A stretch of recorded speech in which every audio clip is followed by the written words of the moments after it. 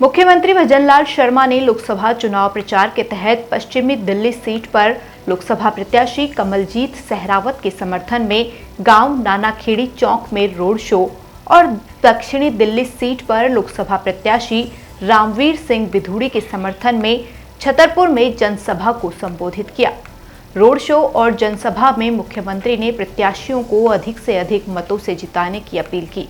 इस दौरान मुख्यमंत्री ने अपने संबोधन में कहा कि इस चुनाव में एक तरफ वह लोग हैं जिन्होंने परिवारवाद, तुष्टीकरण और भ्रष्टाचार के जरिए देश को डुबोया, दूसरी तरफ वह लोग हैं जो देश को विकास के जरिए आगे बढ़ा रहे हैं, गरीब कल्याण की योजनाएं चला रहे हैं।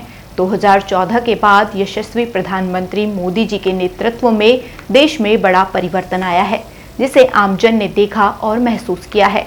आज विश्व में भारत की मजबूत अर्थव्यवस्था 5वें स्थान पर है और जल्द ही तीसरे स्थान पर आएगी। मित्रों, मैं आपसे निवेदन करना चाहता हूं, यह चुनाव बहुत महत्वपूर्ण चुनाव है। यह चुनाव एक ऐसा चुनाव है, एक तरफ वो लोग हैं जो इस देश को भ्रष्टाचार और बर्बाद और तुष्टीकरण में लेकर के डूब रहे हैं, एक तरफ वो लोग हैं जो इस देश को बढ़ाने के लिए, इस देश को विकसित करने के लिए, इस गरीब कल्याण की योजनाओं को ठीक प्रकार से लागू करने के लिए और इस देश को दुनिया में सिरमौर बनाने वाले लोग हैं एक तरफ, और एक तरफ वो भ्रष्टाचारी लोग हैं। मैं आपसे इतना ही निवेदन करना चाहता हूं, आपसे निवेदन करना चाहता हूं। आपने 2014 के बाद का परिवर्तन देखा होगा, जिस तरह से 2014 के बाद देश के यशस्वी प्रधानमंत्री नरेंद्र मोदी जी के नेतृत्व में परिवर्तन हुआ है।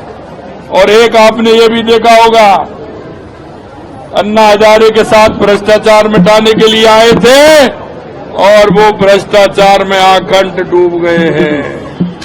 आपने देखा होगा जिस तरह से केजरीवाल जी भ्रष्टाचार में आकंठ डूब गए हैं और एक तरफ वो लोग हैं तो इस देश पर 70 साल से राज कर रहे हैं, लेकिन 70 साल में उन्होंने इस देश को सिवाय आतंकवाद के, नक्सलवाद के, तुष्टीकरण के और किसान और गरीब को आत्महत्या करने के लिए मजबूर करने वाली इस कांग्रेस ने इस देश को आतंकवाद, भ्रष्टाचार दिया है। मैं आपसे इतना ही कहना चाहता हूं, आने वाला समय आपका है। आपने देखा होगा 2014 के बाद देश के यशस्वी प्रधानमंत्री नरेंद्र मोदी जी ने जो हमारी अर्थव्यवस्था 11वें पायदान पे थी, आज हम 5वें पायदान पे हैं। 2 साल बाद हम 3रे पायदान पर होंगे और